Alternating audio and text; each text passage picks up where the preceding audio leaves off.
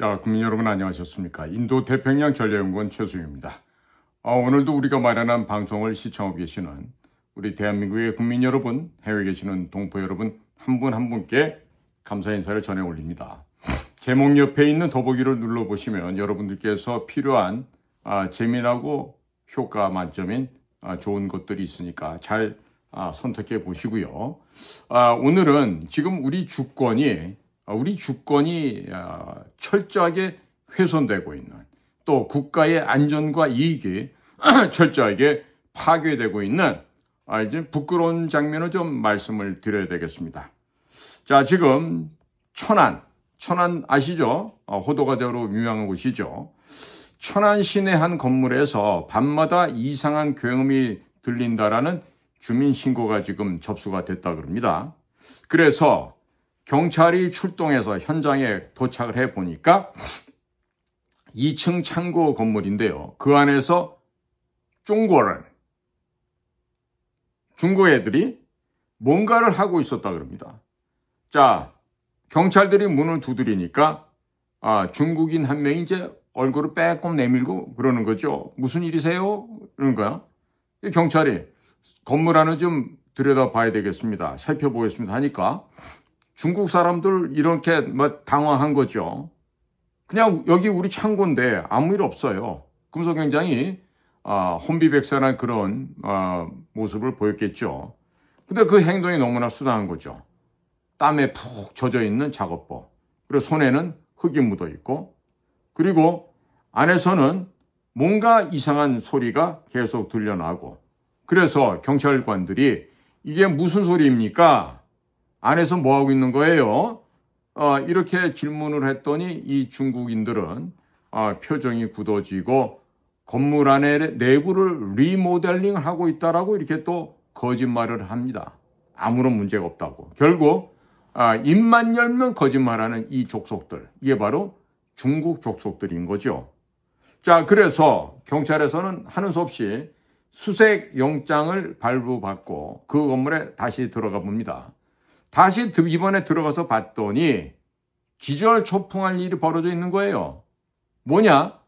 건물 지하의 땅굴이 25m나 이미 파져 있었습니다. 무슨 감옥소를 탈출하는 것도 아니고 얘네가 이 땅굴을 왜 팠나 봤더니 그 아래에는 송유관이 보이더라는 거예요. 송유관이 뭡니까? 기름 지나가는 관 아니에요. 그러니까 이 기름을 빼다가 불법으로, 즉 훔친 석유를 가지고 지금 팔아먹어서 돈을 벌겠다는 이런 심보 아닙니까? 도대체 한국이 얼마나 우습게 보였으면 우리나라에 들어와서 이런 절도를, 이런 흉폭하고 지저분한 이런 범죄 행각을 하려고 했을까요? 여러분들은 어떤 생각이 드십니까? 이렇게 중국 애들이 우리나라에 들어와서 이런 송유관을 훔쳐서 기름을 팔아먹고 이런 걸 할 수 있습니까? 이게 지금 정상적인 일이라고 생각이 되십니까? 국민 여러분께서는 납득이 가십니까?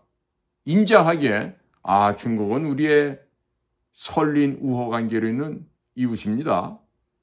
그들에게도 돈 벌 수 있는 기회를 드려야죠. 까짓거 작은 규모로 절도 같은 거 할 수도 있는 거죠. 그런 걸 문제 삼을 필요 있겠습니까? 자, 지금 얘네들이 지금 땅굴을 파고 삽과 곡괭이로 지금 소리가 안 나게 이렇게 은밀하게 도적질을 했지만 이 도로를 공개하는 이런 위험 때문에 이 중단한 상태였고 또 어떤 시민들이 제보를 해서 좀 체포가 됐는데요. 이렇게 국가의 주요 시설에 대해서 겁없이 도적질을 하는 이 중국 도둑놈들에 대해서 어떻게 처벌을 해야 됩니까? 아니면 오산 비행장 또 찍고 한 이 중국 간첩놈들을 풀어주듯이 얘네들도 풀어줘야 되겠습니까?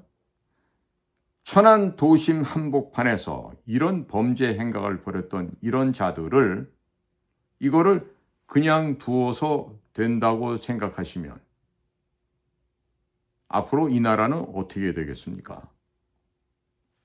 예? 어떻게 되겠습니까? 국민 여러분, 이 같은 중국인들의 범죄 행각을 외교부처럼 또 어디 가서 항의하듯이 따져서 끝날 얘기입니까? 죽여야죠. 죽여야 할 놈들이죠. 대한민국의 법이 엄격하다는 걸 보여줬지 않습니까? 자, 우리나라 애들 중에서요, 중국 땅에 가서 마약 장사하다 잡힌 애들은요, 중국에서 처형당합니다. 마찬가지로 대한민국의 중요한 석유 자원을 도적질하는 이런 놈들은요, 당연히 사형시키는 게 맞죠. 이런 거 살려두면 안 되지 않습니까? 그런데 이 대한민국의 잘난 판사 자식들, 검사놈들, 이 쓰레기만도 못한 것들이 대한민국의 법조계를 구성하고 맨날 헛짓을 하고 있으니 이게 제대로 벌을 주겠어요? 정말이지 제2의 박정희가 필요합니다. 제2의 박정희가 나와서 이 나라를 다시 한번 제2의 건국을 해야 된다고 저는 그렇게 생각합니다.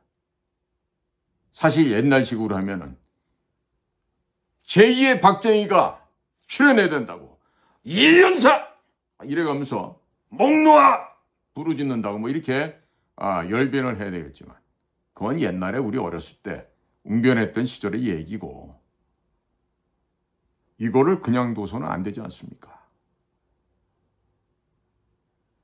자, 지금 문명화되고 너무나 국민들이 깨어지고 민주화가 돼서 더 이상의 박정희가 또 출연할 그럴 가능성이 없다 그러는데 왜 그럴 가능성이 없어요? 이 정도 개판돼서 나라가 물러 썩어버렸는데 제2, 제3의 박정희가 나와야 되는 거 아니겠어요? 네? 하기야 김병주 같은 놈들이 사성장군이 돼서 국민이 혈세를 내서 사관학교 4년을 먹이고 입히고 재워주고 용돈도 주고 사성장군 될 때까지 월급을 받아 처먹고 그런 놈들이 지금 와서 하는 짓을 보고 있으면 진짜 열불나죠. 응? 국민의 혈세로 받아 처먹고 국민을 위해서 봉사하고 헌신해야 될 이 군바리들이 이것들이 똥별이 돼서 나라의 국익을 해치고 국가 안보를 위협하는 이런 간첩보다도 못한 이런 작태를 벌이고 있는데도 대한민국에서 손을 쓸 수가 없다라. 이건 뭔가 곤란한 거 아닙니까? 예전 같으면 박정희 시절 같으면 어떻게 합니까? 혼을 내주는 그런 데가 있죠. 국가의 질서와 규율을 해치고 부정과 부패 타락하는 자들을 엄단해주는 기관이 있었죠. 어디였죠? 아시는 분들 계십니까? 바로 국가의 기강을 잡는 중심추가 있었습니다. 소위 말하는 컨트롤 타워가 있었죠. 바로 KCIA, 중앙정보부였죠. 지금 경찰, 검찰, 또 법원 판사들 썩어도 너무 썩었죠. 저것들을 때려잡기 위해서는요. 새로운 중앙정보부가 탄생해야 되지 않겠습니까?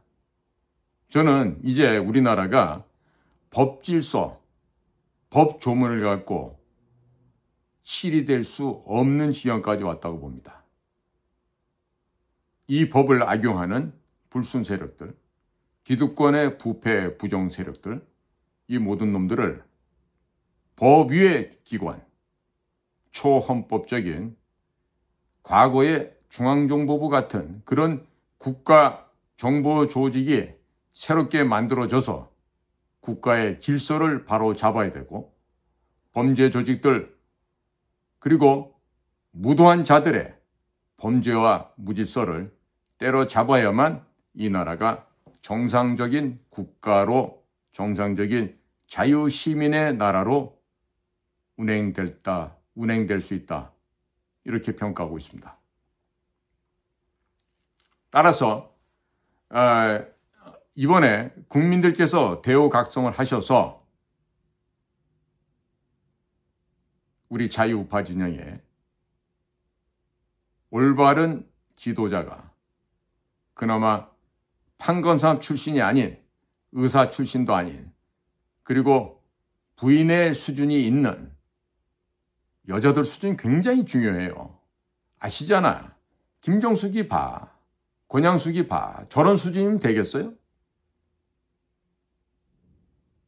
그러니까 부인의 품위도 있고 본인도 판검사가 아니고 의사도 아닌 그런 분을 이번에 국민들이 좀 뽑으셔서 정말 정상적인 나라, 현장감, 생동감이 넘쳐나는 그러한 국민을 위해서 국민과 함께 국민의 뜻에 순종하고 섬기는 그러한 우리나라에 좀 품위 있고 격조 있는 그런 정치 문화를 만드는 계기가 꼭 이번 6월 3일에 이루어졌으면 좋겠고 먼저 바라기는 부정선거의 국제공조 카르텔이 다 드러나고 깨어져서 대한민국의 불법으로 형성된 국회가 일순간에 해산되고 해체되고 부정선거 저질렀던 놈들을 모조리 다 사형시켜서 이 나라의 국법을 올바로 세우고 사회 질서가